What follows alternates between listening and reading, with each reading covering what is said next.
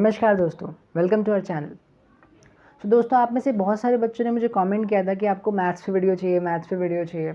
तो लो भाई, आ गए हैं आज हम दोबारा आपके सामने, इस बार मैथ्स के साथ। तो आज की वीडियो ना एक कहानी से स्टार्ट करते हैं। कहानी सुनना सबको अच्छा लगता है, तो आज मैं आपको एक कहानी सुनाता हूँ दो भाइयों की। भाइयों का नाम है रामू एंड श्यामू।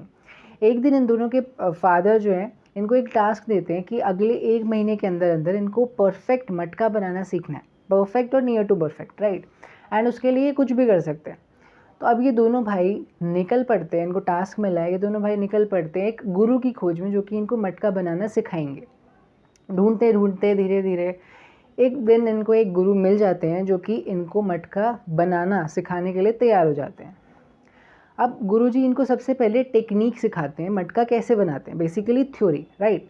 उसके बाद प्रैक्टिकली वो 1-2 मटके इनको बना के दिखाते हैं कि एक्चुअली मटका कैसे बनता है।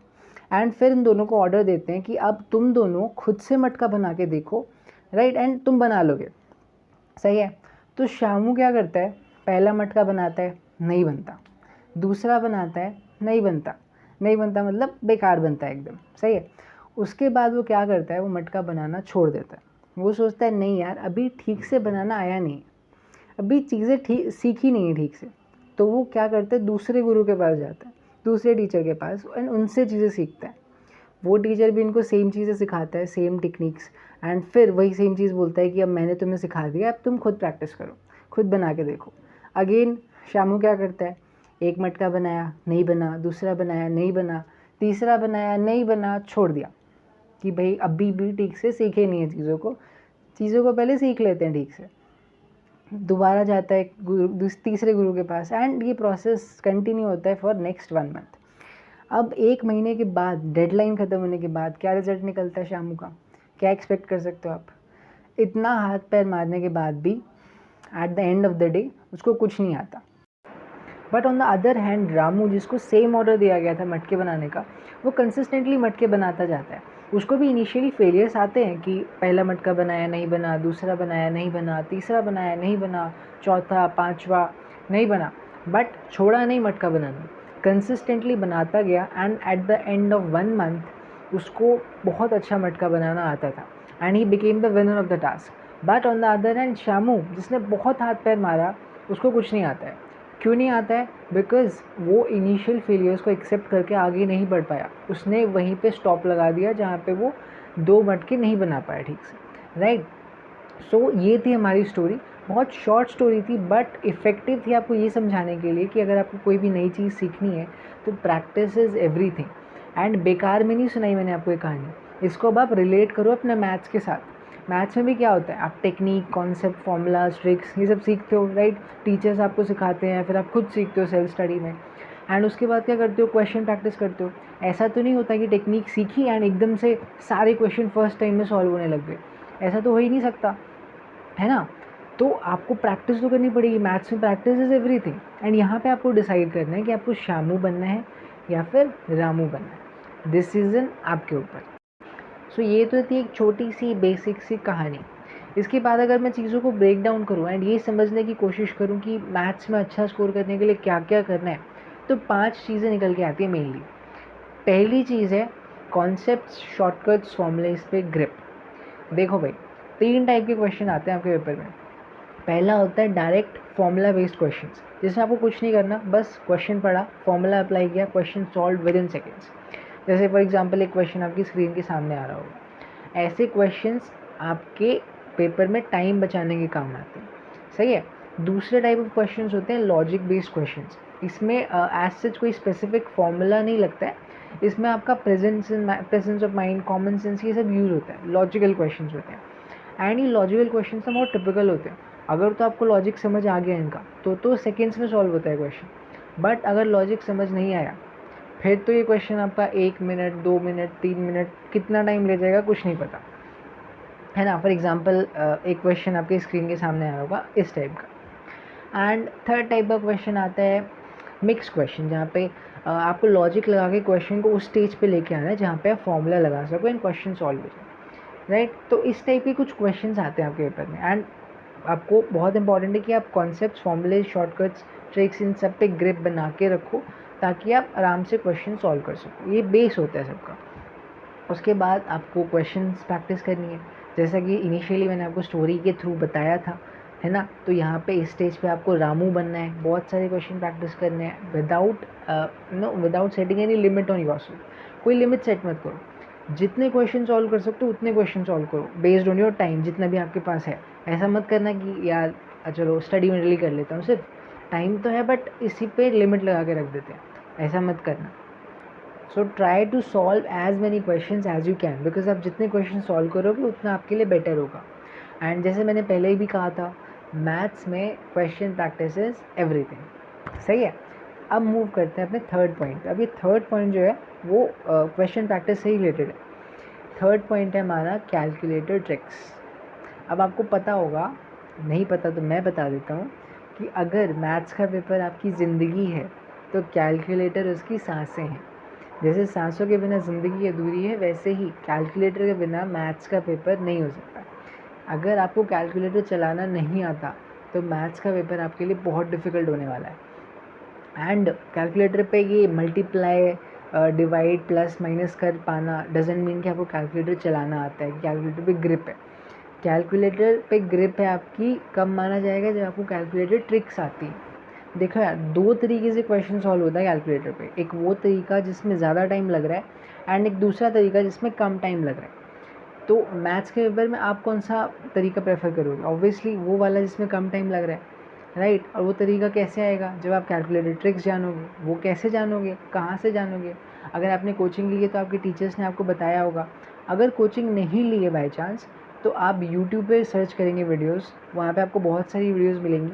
बट अगर कहीं से भी समझ ना आए तो आप मुझे कांटेक्ट करेंगे, मैं आपको बता दूँगा।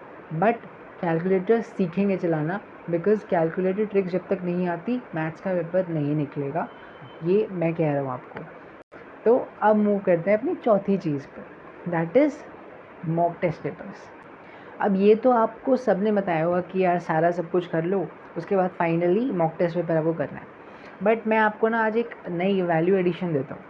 जब भी आप अपना मॉक टेस्ट करने बैठो तो टाइम लिमिट 2 घंटे की नहीं रखनी है। वैसे 2 घंटे मिलते हैं आपको, बट आपको टाइम लिमिट 1 घंटे 40 मिनट या 1 घंटे 45 मिनट की रखनी है।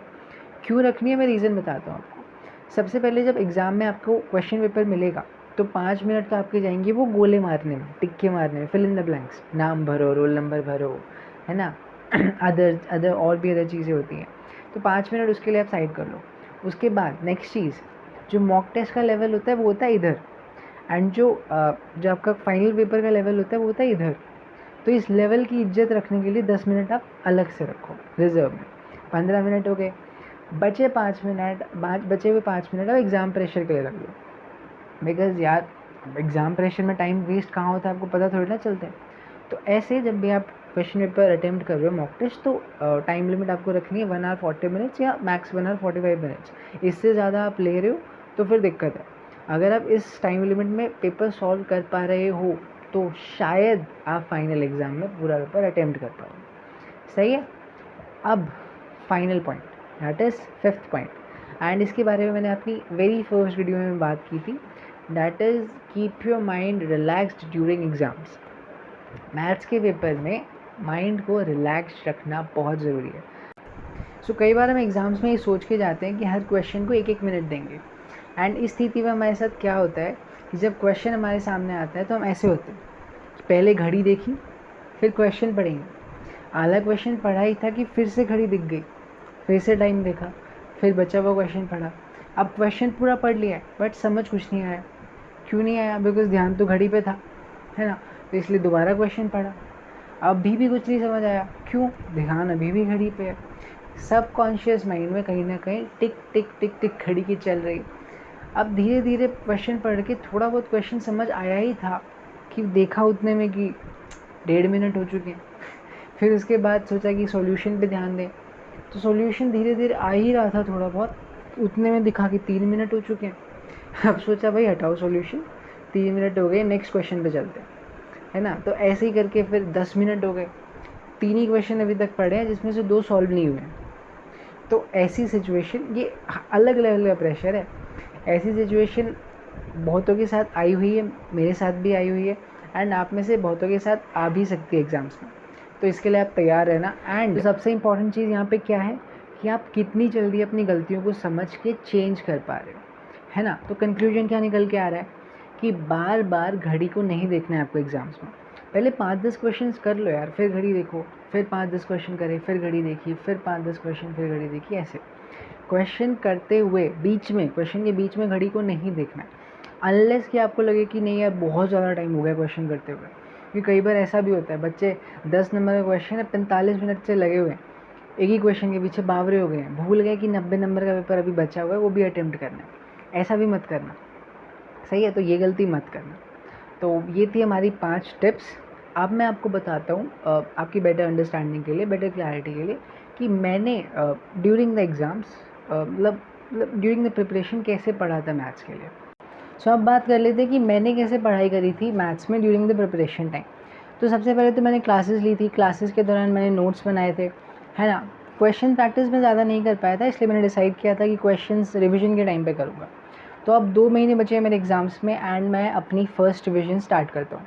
रिवीजन कैसे करते हैं, कोई चैप्टर उठाया, उसके नोट्स पढ़े सबसे पहले, आधा घंटा लगा के आराम से, जो भी शॉर्टकट्स हैं ट्रिक्स है सारी पढ़ी। उसके बाद क्वेश्चन सॉल्व किए। अब क्वेश्चन सॉल्व करने के लिए मेरे पास 2 बुक्स हैं। सबसे पहले तो है स्टडी मटेरियल, है ना। इसके सारे क्वेश्चंस कर लिए, जो क्वेश्चन नहीं हुए उन पे मार्किंग कर ली। एंड फिर उसके बाद अगर टाइम बचा तो ये इंस्टीट्यूट के मेरे टीचर हैं, उनकी बुक है, इससे मैंने क्वेश्चन सॉल्व किए थे। तो ऐसे करके मेरी फ़र्स्ट रिवीजन हुई थी। अराउंड 1 मंथ में मेरी फ़र्स्ट रिवीजन ख़त्म हो गई थी। उसके बाद सेकेंड रिवीजन मैंने स्टार्ट करी फॉर नेक्स्ट 15 डेज़। अब सेकेंड रिवीजन में क्या किया, सेम फॉर्मेट, पहले नोट्स पढ़े, बट इस टाइम नोट्स में आधा घंटा नहीं लगाया, सिर्फ 10 मिनट में सारी चीज़ों को कवर कर लिया। उसके बाद क्वेश्चंस किए। कौन से क्वेश्चंस किए, सिर्फ वो क्वेश्चन जिन पे मार्किंग कर रखी थी मैंने पहले से, टाइम बचाने के लिए, बिकॉज ज़्यादा टाइम था नहीं मेरे पास। उसके बाद सेकेंड रिवीजन हो गई 15 दिन में। फिर फाइनल रिवीजन, थर्ड रिवीजन मैंने करी थी मॉक टेस्ट करते टाइम पे। मैं क्या करता था, मॉक टेस्ट किया। अब मॉक टेस्ट करने के बाद आपको पता होता है कि आपका वीक टॉपिक कौन सा है, तो मैं वही टॉपिक उठाता था, उसके नोट्स पढ़ता था एंड उससे रिलेटेड जितने भी इंपॉर्टेंट क्वेश्चन है जो मैंने मार्क कर रखे हैं या फिर अदरवाइज़ इंपॉर्टेंट है, उसको सॉल्व किया। एंड ऐसे करके मेरी थर्ड रिवीजन हो गई। अब एग्ज़ाम टाइम आ चुका है, एग्ज़ाम से एक दिन पहले सारे नोट्स पढ़ लिए, जितने भी थे फॉर्मूले शॉर्टकट सब पढ़ लिया। उसके बाद 5-10 क्वेश्चन हर चैप्टर से जल्दी जल्दी कर लिया and I was done with my preparation. उसके बाद एग्ज़ाम्स हुआ and then finally, so this is how I prepared for my maths exams. बहुत शॉर्टली मैंने आपको सारी चीज़ें बता दी।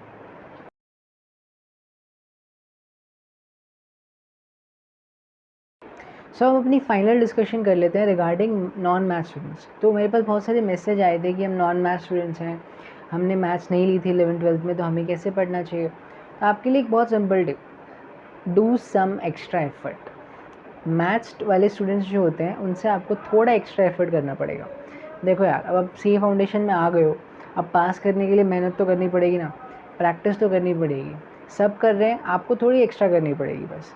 हाँ, अपना काम आप आसान बना सकते हो पहले वो चैप्टर्स करके जो कि बहुत इंपॉर्टेंट है, जैसे कि टाइम वैल्यू ऑफ मनी हो गया, permutation combination, APGP, equations, probability, central tendency and, है ना, ये सारे चैप्टर्स हैं जो बहुत इंपॉर्टेंट है। उसके बाद आता है हमारा लॉजिकल रीजनिंग, जो कि लॉजिक बेस्ड है। अब उसमें मैथ्स नॉन मैथ्स नहीं आता, वो सबके लिए सेम है एंड सबके लिए आसान है। तो वो 20 नंबर हो गए आपके, बहुत ईजी। एंड ऐसे ही सब मिला के टोटल 60-70 मार्क्स का पेपर आपका बन जाता है। तो ये 60-70 मार्क्स का करने के बाद अब बचे हुए चैप्टर्स को उठा लेना एंड उनको भी कर लेना। एंड भाई करना तो पड़ेगा यार, प्रैक्टिस तो करनी पड़ेगी। मैं आपको एक एग्जांपल देता हूँ मेरे दोस्त का। मेरा मैथ्स था, उसका नॉन मैथ्स बैकग्राउंड था, उसने 11th-12th में मैथ्स नहीं ली थी, उसके भी 70+ आए थे मैथ्स में। तो ये वीडियो बनाने से पहले मैंने उससे पूछा था कि भाई तूने कैसे पढ़ा था मैथ्स में, मुझे बता।